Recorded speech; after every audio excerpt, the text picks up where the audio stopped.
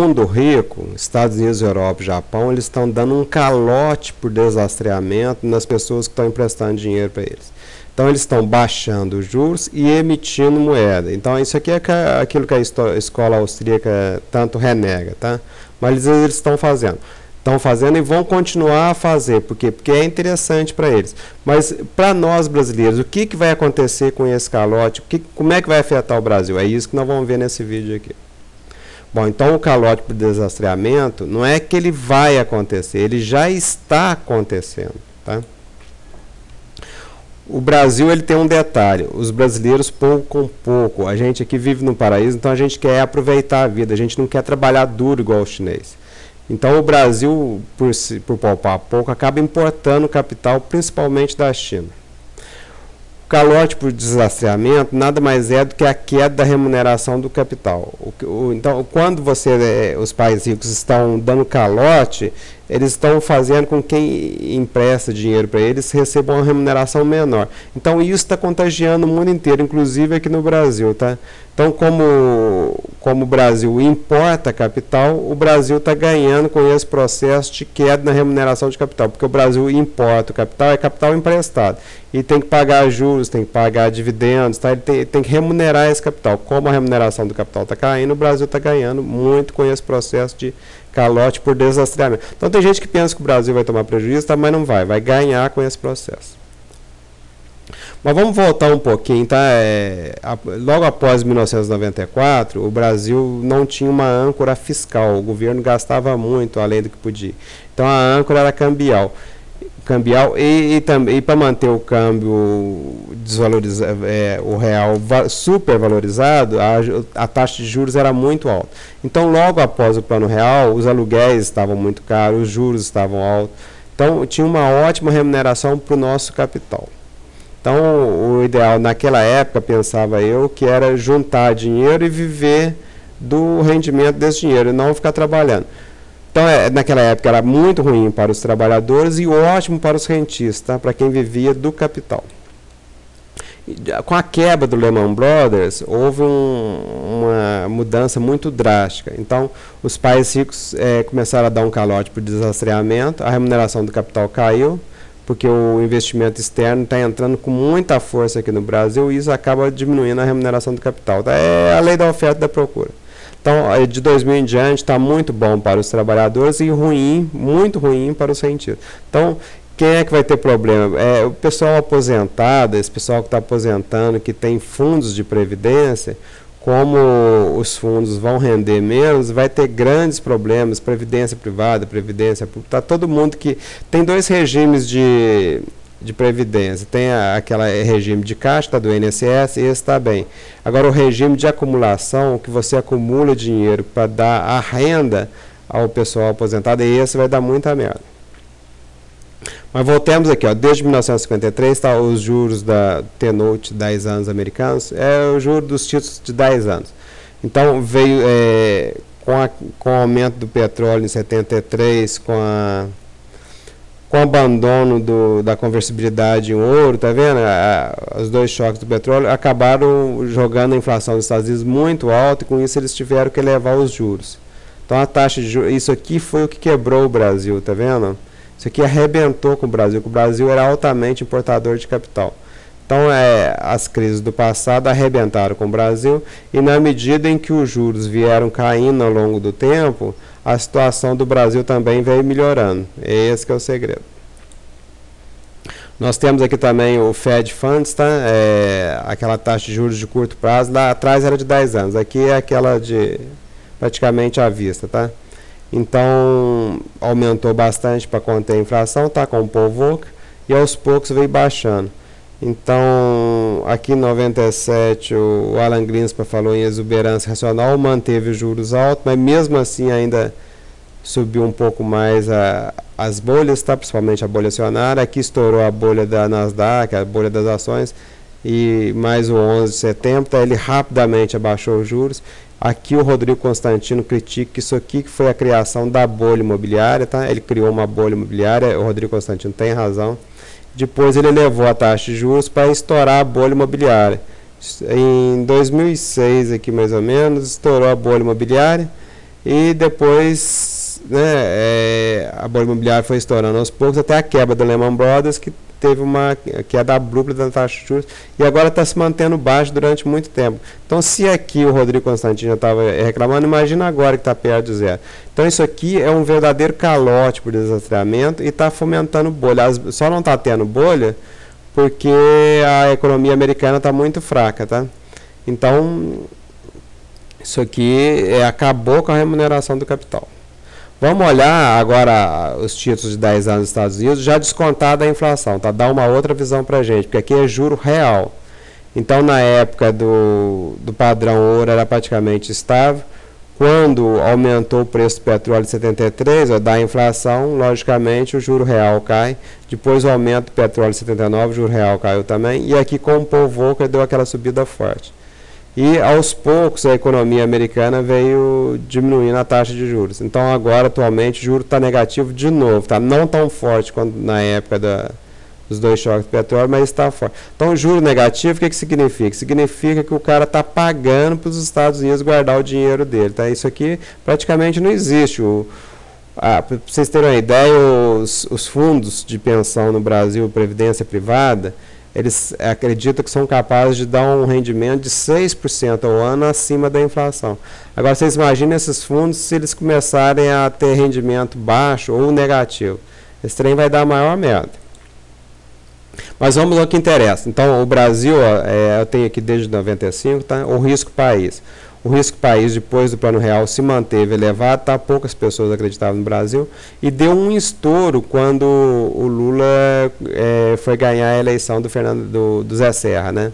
Com a saída do Fernando Henrique Cardoso. Então, isso aqui, 2.500 pontos, gente, significa 25% de juros ao ano que o Brasil pagava, mais a taxa que os Estados Unidos pagavam. Então, isso aqui é acima dos Estados Unidos.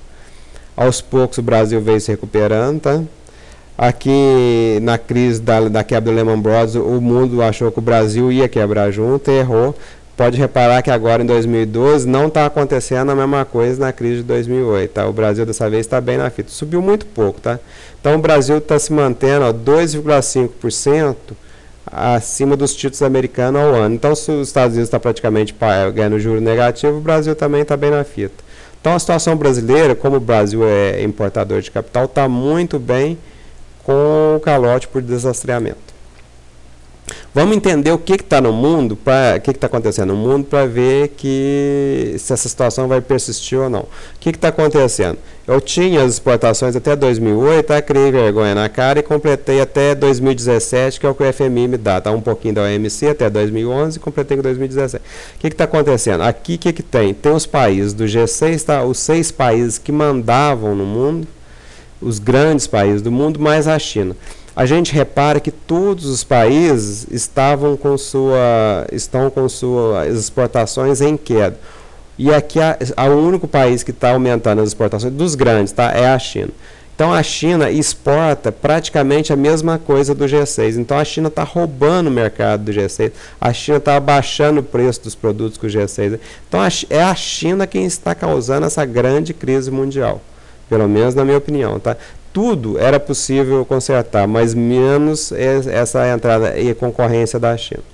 Então a gente repara também que depois da Segunda Guerra Mundial, os países que perderam a guerra, isso aqui o Japão, aqui a França foi meio destruída, né? Não caiu tanto, mas a Itália, a Alemanha aqui, tá?